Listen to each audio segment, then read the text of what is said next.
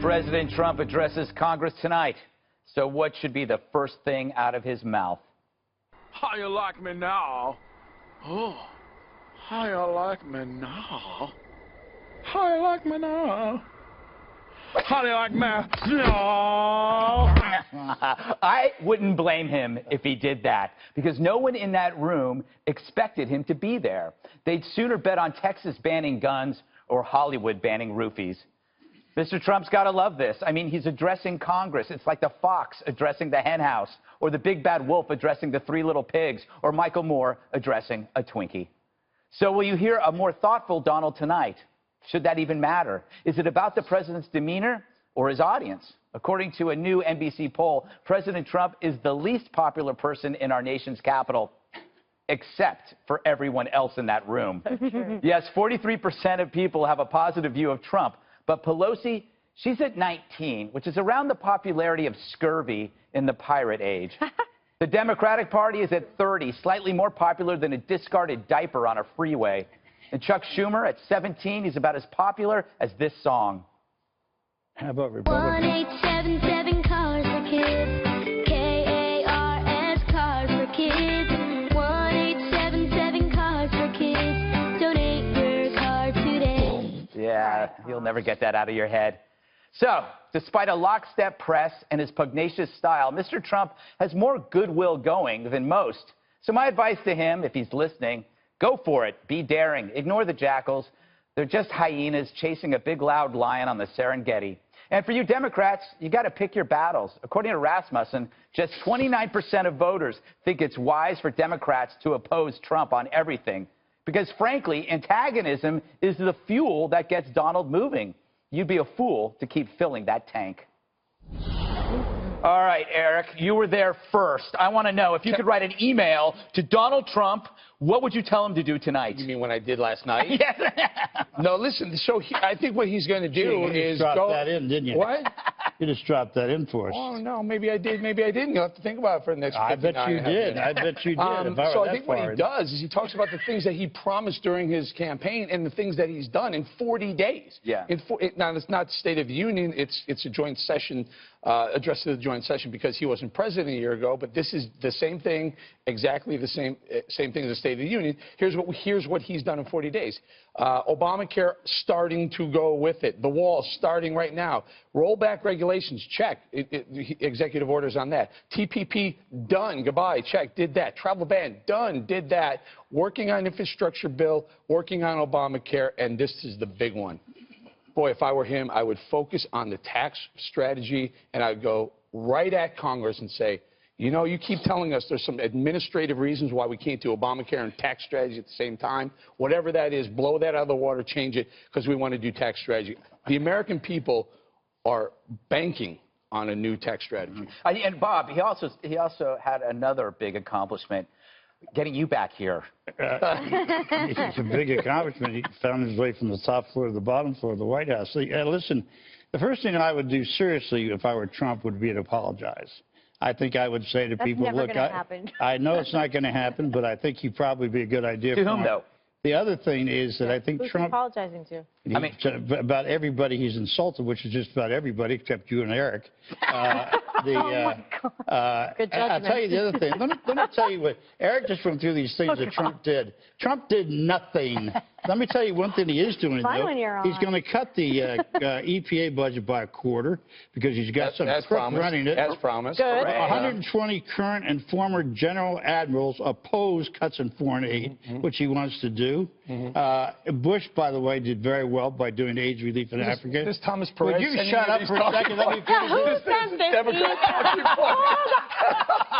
is it Tom Perez? You give that to me. Bob, make sure and make these 6 points. Excuse me. All right, Wait a second. He's going to cut Medicare. He's going to cut GOP taxes for rich people, which means the deficit's going to go up about $10 million. And this is the other one. This estimate comes from the Heritage Foundation. They say legal battles over the lands will make the completion of the wall sometime in 2030. And by the way, he once again sent his goons in to pick up a woman who had... All right. No, wait. Okay, We did a little research on that. Yes, we did a lot of We did the research on that woman you're talking about. Yes. She was in custody prior to having the November 15th. the ailment that the immigration people took her from custody, got her the treatment, and then put her back into custody. ISIS still had a brain tumor. ISIS has been treating her. ISIS has been treating her. Do you want a brain tumor and be hauled out by those goons or what? She was an illegal since November 15th. ISIS has been taking care of her. Yeah, she's been in custody prior to the If illness. we keep this up, I can burn your whole segment. All right. Let's get other. Megan. Yeah. Bob and I took our sensitivity training together, and I believe you can't say goon anymore. I'm just You were putting supposed that to out be in there. mine. I saw your little name. So What do you predict tonight? Okay, so they're promising an optimistic, it's not a State of the Union, but it's the closest thing to it for a new president. And I certainly would love to come out with Morning in America and sort of a uniting message for all Americans across the country. However, tone doesn't matter nearly as much as policy points do. And for me, this is going to be a much different audience than the audience that he had during the inauguration. It was his base of supporters, his hardcore meat and potatoes, people who love him. So going into this, he's going to be in a room full of people who probably didn't support him from the very beginning and are surprised still to see him standing there as president. So it'll be interesting to see if he changes his tone to sort of fit the room. Megan, can you name me one policy thing this guy's done? One. Why don't we bring? I think Eric just did. I just gave you. You got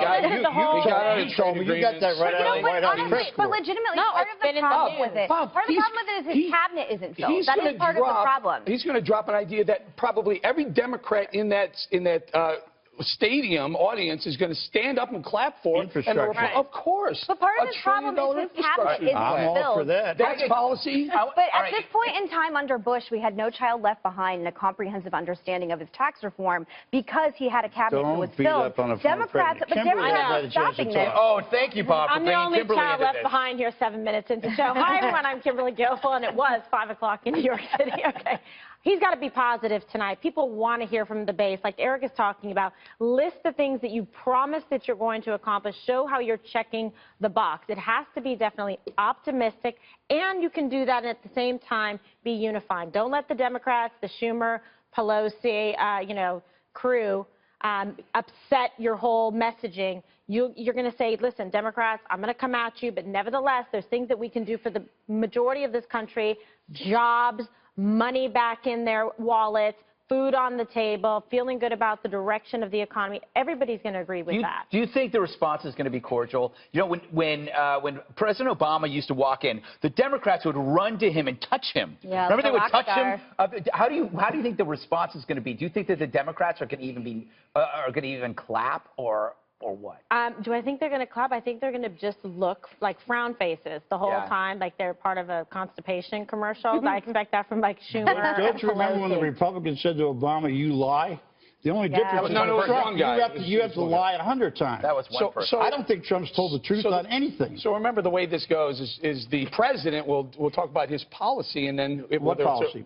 Well, in general, this is what happens in State of the Unions or joint sessions, and then either the Republicans will stand up and the Democrats will sit there, or when it's Obama, the Democrats clap. But Trump will have standing ovations from Democrats, which is probably going to be, he'll probably have more from the opposite party than any president in a very, Are you very talking long about time. anything on immigration? He's going to do No, but I think he'll on infrastructure, and I know on TPP. I think when he says, I roll back, I got us out of trade agreements, the Democrats should stand up. The question here, though, is when he says, I'm asking Congress for $54 billion increase in military spending, $54 billion in 1 year, 10%.